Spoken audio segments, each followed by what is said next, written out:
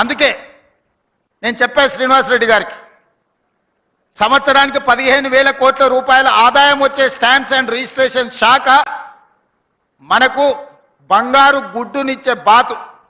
ఆ బంగారు బాతును ఈరోజు మనం జాగ్రత్తగా దాన్ని మంచిగా చూసుకోవాలి. అక్కడికి వచ్చే వాళ్ళు కోట్ల రూపాయలు పన్నులు చెల్లిస్తారు. 15,000 కోట్ల రూపాయలు మనకే వస్తున్నాయంటే రియల్ ఎస్టేట్లో ఎన్ని వేల కోట్ల రూపాయలు ఈరోజు పెట్టుబడులుగా పెడుతున్నారు. 7.5% స్టాంప్ డ్యూటీ ఛార్జ్ చేసే మనకే 15,000 కోట్ల రూపాయలు ఆదాయం వస్తే ఆ ఆస్తులు కొనుక్కుంటున్న వాళ్ళు ఎన్ని లక్షల కోట్ల రూపాయలు పెట్టుబడిగా పెడుతున్నారు. మరి లక్షల కోట్ల రూపాయలు పెట్టుబడి పెట్టి రాష్ట్ర ప్రభుత్వానికి వేల కోట్ల రూపాయల ఆదాయం ఇచ్చేవాడు ఆఫీస్కి వస్తే నించోవడానికి జగా లేదు, కనీసం మర్యాదగా పలకరించేవాడు లేడు. వాళ్ళనేదో దొంగల్ని చూసినట్టుగా, లేకపోతే వాళ్ళు ఏదో తప్పు చేస్తే నేరం చేస్తే సబ్ రిజిస్ట్రార్కి వచ్చినట్టుగా మనం పరిస్థితులు ఉన్నాయి. ఈరోజు ఈ విధానంలో మార్పు రావాలి, మన ఆలోచన దూరంలో మార్పు రావాలి. అందుకే ఈరోజు ఇక్కడ 3 ఎకరాల పైగా స్థలాన్ని 50,000 స్క్వేర్ ఫీట్లో ఒక 5 స్టార్ హోటల్కి వెళ్తే, ఒక ఇంటర్నేషనల్ ఎయిర్పోర్ట్కి వెళ్తే ఎంత గౌరవంగా మర్యాదగా వసతులు ఉన్నాయో ఆ స్థాయిలో ఈరోజు ఈ సబ్ రిజిస్ట్రార్ కార్యాలయాన్ని ఇక్కడ నిర్మించాలని నిర్ణయం తీసుకున్నాం. దీనికి ఉదారంగా ముందుకు వచ్చిన అపర్ణ 30 కోట్ల రూపాయలు పెట్టి ప్రభుత్వానికి రూపాయి భారం లేకుండా స్థలము మాది, నిర్మాణం వాళ్ళది. ఇది సంవత్సరాల కొద్ది వాయిదాలు వేసే కార్యక్రమం కాదు. 9 నెలలు వాళ్ళు అడిగినరు, 7 నెలలు అని మా మంత్రి చెప్పిండు. వయా మీడియాగా 8 నెలలు చేసుకోండి అని నేను చెప్తున్నా. ఎవరో పెద్ద మనిషి ఉండాలి కదా పంచాయతీ దించడానికి. వారు 9 అన్నారు, మా మంత్రి 7 అన్నారు. మధ్యస్థంగా చేసుకుందాం. 8 నెలల్లో ఇక్కడ ఒక అంతర్జాతీయ ప్రమాణాల స్థాయిలో ఉండే 4 సబ్ రిజిస్ట్రార్, మనం ఇమ్మిగ్రేషన్ ఆఫీస్కి వెళ్తే, పాస్పోర్ట్ ఆఫీస్కి వెళ్తే అక్కడికి డైరెక్ట్ ఆన్లైన్ టైం, తిరుపతిలో దర్శనానికి మనకిప్పుడు ఆన్లైన్లో మనకు టైం వస్తుంది, స్లాట్, ఏ టైంకు నువ్వు దర్శనం చేసుకోవాలో నీకు ముందే సమాచారం వస్తుంది. ఇవాళ అలాంటి విధానాన్ని సబ్ రిజిస్ట్రార్ కార్యాలయంలో ప్రవేశపెట్టారు మా మంత్రులు శ్రీనివాసరెడ్డి గారు. మీరు వచ్చి గంటల కొద్దీ నిరీక్షించాల్సిన అవసరం లేదు. కుడి ఎడంగా 5-10 నిమిషాలు అటు ఇటుగా మీరు ఎప్పుడు రావచ్చు, ఎప్పుడు రిజిస్ట్రేషన్ చేసుకోవచ్చు, ఎప్పుడు వెళ్ళొచ్చో మీకు స్పష్టంగా టెక్నాలజీని వాడి ఈరోజు మీకు సమయాన్ని ఇండికేట్ చేస్తారు. మిగతా సమయం మీ పని మీరు చేసుకోవచ్చు. అదేవిధంగా నూతనంగా పెళ్లి చేసుకున్న దంపతులు వెళ్తే అత్తగారింటికి పోయినట్టు ఒక మంచి వాతావరణంలో కుటుంబంతో ఫోటో దిగి రిజిస్ట్రేషన్ చేసుకొని పోయే విధంగా ఈరోజు ఏర్పాట్లు చేయమని నేను సూచన చేసిన. ఎందుకంటే ఇవన్నీ మనల్ని మనం గౌరవించుకోవడమే, ఇది ఇతరుల కోసం చేయడం లేదు. ఈ ప్రభుత్వం మీది, ఈ ప్రభుత్వం మీకోసం పనిచేస్తుంది. ఈ ప్రభుత్వం మీకు వసతులు కల్పించడం ద్వారా ప్రభుత్వానికి ఆదాయం పెరుగుతుంది. ఇందులో ఖర్చు లేదు.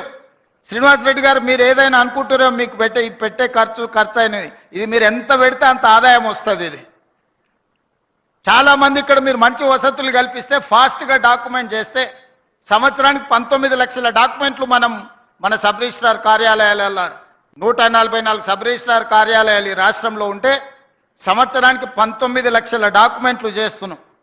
కొంతమంది అవకాశం రాక విదేశాల నుంచి వస్తే టైం దొరక్క రిజిస్ట్రేషన్లు చేయకుండా వెనక్కి మళ్ళీ వెళ్తున్నారు. అందుకే వాళ్ళందరికీ మీరు వేగంగా రిజిస్ట్రేషన్లు చేస్తే డాక్యుమెంట్స్ పెరగడమే కాదు, రాష్ట్ర ప్రభుత్వం యొక్క ఆదాయం పెరుగుతుంది. ఈరోజు మన గౌరవం కూడా పెరుగుతుంది. ఇతర దేశాలకు సంబంధించిన ఈ ప్రాంతంలో ఉండే కార్పొరేట్ కంపెనీస్ ఈరోజు లక్షల కోట్ల రూపాయలు ఇక్కడ పెట్టుబడులు పెడుతున్నారు. వాళ్ళు ఏది పెట్టాలన్నా, ఏది చెయ్యాలన్నా, ఒక అసెట్ లాంగ్ లీజ్ తీసుకోవాలన్నా, ఒక అసెట్ కొనుక్కోవాలన్నా రిజిస్ట్రేషన్ ఆఫీస్కు రావాలి.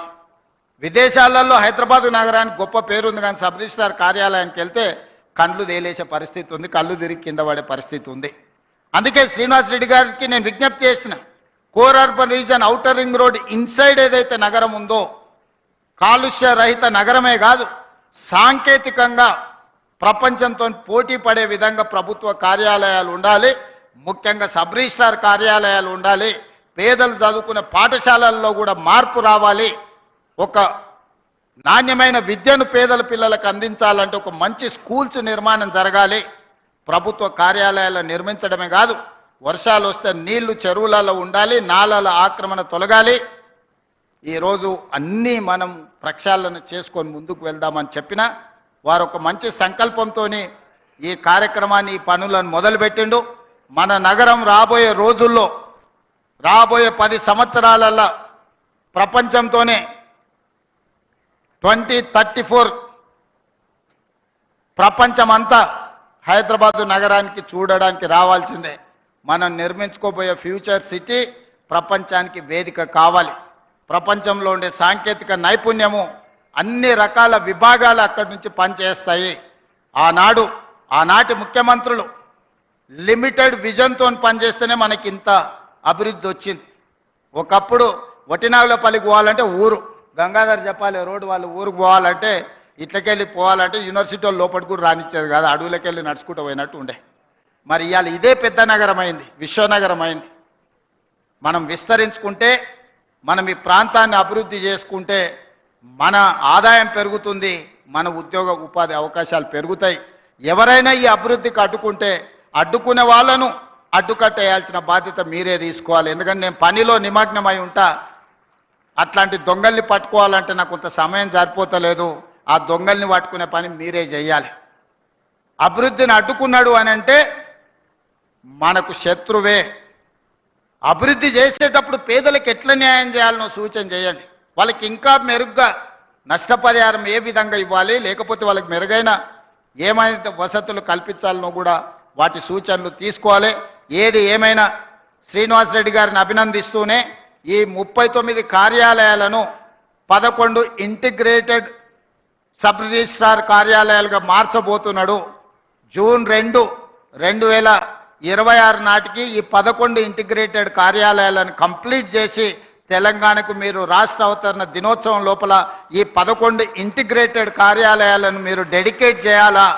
మీరు డెడికేషన్తో పూర్తి స్థాయిలో ఆ బాధ్యత తీసుకోవాలి. మీరు రాత్రి పనిచేస్తారా, పొద్దున్నే 4 గంటలకు లేచి పనిచేస్తారా, అర్ధరాత్రి 12 వరకు పనిచేస్తారా నాకు తెలియదు. ఈ 11 కార్యాలయాలను అపర్ణ లాంటి ఆలోచన ఉన్న వాళ్ళని పట్టుకొని 11 కార్యాలయాలు ప్రభుత్వానికి రూపాయి భారం లేకుండా, మా శ్రీధర్ బాబు గారికి భయం లేకుండా కార్యాలయాలు నిర్మించే బాధ్యత మీదే. ఎందుకంటే ఎంత గొప్ప కార్యాలయం నిర్మించుకుంటే వాళ్లకు పేరు వస్తుంది. రేపు పొద్దుగాలు ఇక్కడికి వచ్చే ప్రతి వాళ్ళు అపర్ణ సంస్థ ఒక మంచి కార్యాలయాన్ని ప్రభుత్వానికి నిర్మించింది అని చెప్పుకుంటారు. ఈ 11 కార్యాలయాలకు 11 మందిని మంచి స్పాన్సర్స్ని చూడండి. ప్రభుత్వం నుంచి భూమి మీ చేతుల్లోనే ఉంది, భూమి మీరు ఇవ్వండి, నిధులు వాళ్ళు ఇస్తారు, అధికారులు ప్రణాళిక సిద్ధం చేస్తారు.